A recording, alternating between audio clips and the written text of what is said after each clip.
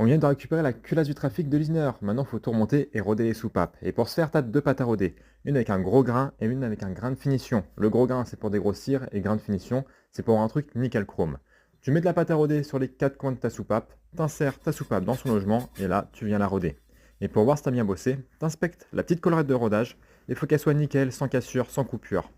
Ensuite, une fois que tu as fait ta première et qu'elle est bonne, et bah, tu passes aux autres. Et une fois que tu as rodé toutes tes soupapes, tu prends du nettoyant frein et tu nettoies bien tout le résidu de pâte à roder qui peut rester. Une fois que tu as fini tout ça, on va passer au montage des joints de queue de soupape.